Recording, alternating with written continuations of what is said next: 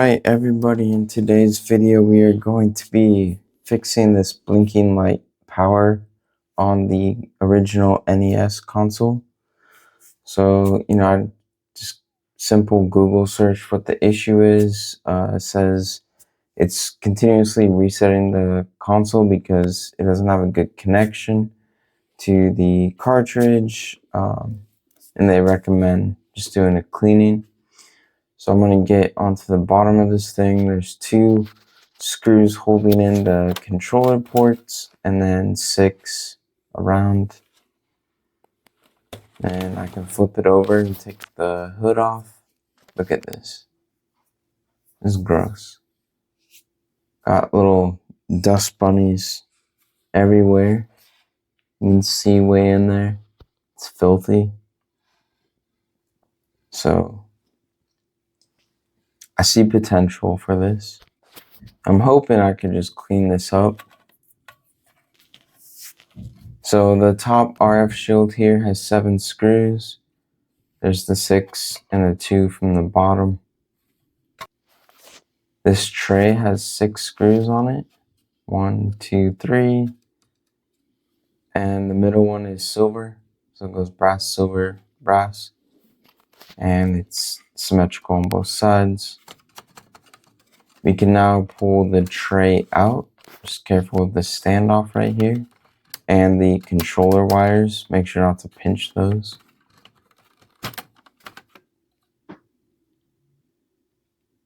Everything looks good, clean, operational. And then our back RF and AV inputs and outputs had 2 screws on that I pointed to, and then everything will just pop up. For the controllers connecting to the board, I just got a little flathead piece and those popped right out. Make sure you're not pulling it by the wire. Blue connector just comes right off. And then our bottom RF shield will come off. Keep in mind the orientation of those, although it's pretty easy to figure out what goes where. So here's just for reference my board. If anybody needs to refer to anything, you can pause the video. Right here I'm just giving everything a quick look over, making sure soldering connections and components, and there's no obvious catastrophic failure or anything like that. I don't see anything. So here I'm just going to remove my 72 pin connector that just slides right off the board. Looking over those pads, everything looks really good. And looking over the pins now.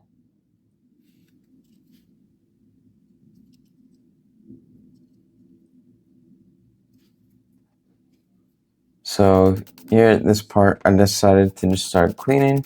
I just grabbed a toothbrush and I'm going to start knocking off all these dust bunnies.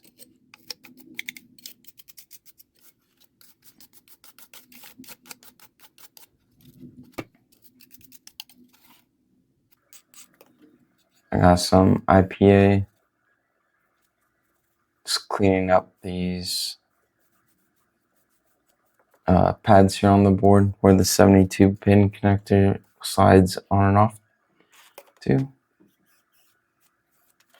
They looked really good, but I did get quite a bit of stuff off it with the Q-tip, so.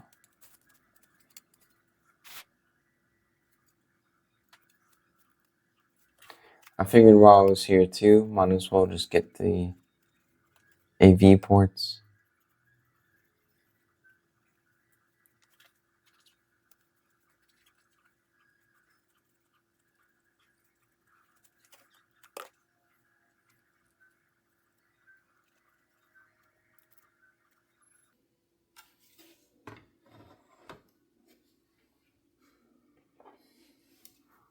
Alright, now I'm looking closer at my 72 pin connector here now.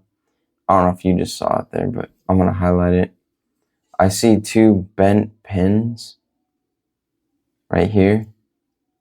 I believe that to be the root cause of my issue. I looked it up and there's like this boiling technique I was trying to avoid, because right here, I believe that icon means I have the original 72 pin connector. So I want to keep this. I don't want to replace it with some Amazon trash. So I found a lot of people said if you boil it, they're easier to bend. So I got some boiling water going, and I threw it in there for 5 minutes, and then I flipped it over 180 degrees from what you see here, and I did another 5 minutes, so overall 10 minutes. I did notice a slight change in the pin color. So it took off just, all the years of dirtiness. And this is original, so I wanted to keep it that way.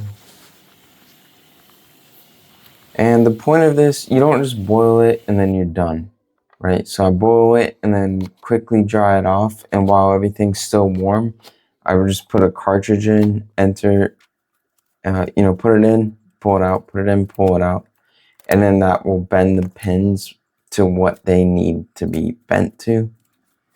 So I went ahead and I put my pin connector back on the board, throw on the bottom RF shield, put on my blue connector, right? I'm just doing everything in reverse. Player 2 port, player 1 port. Just getting everything back in there.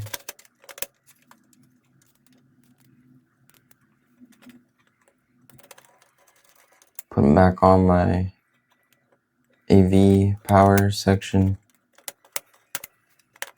And always, I'm going to say this multiple times, but I get all my screws started and then I'll go back and make them snug. Okay, now I can do the tray, make the holes line up. I'm going to do the brass one, and the silver colored one, and the brass again in the front. And again, right now I'm just getting them started. Nothing's tight. And I just kind of work around it randomly, slowly working it down. Don't want to over tighten anything.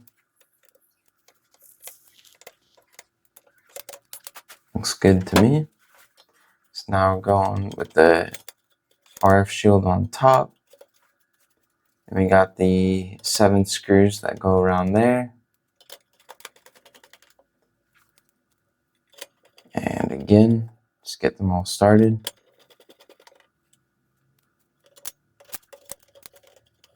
Drop it.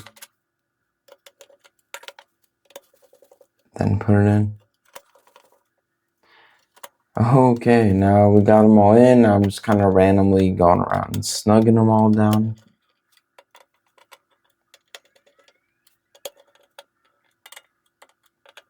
And then the top cover is pretty straightforward. Just put that back on and put your 6 screws in and the 2 back over the controller port. And it worked for me.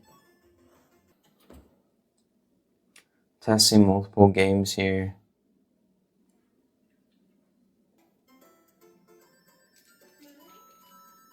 So everything was working for me. This, I'm not guaranteeing that this will fix your issue, but it did work for me.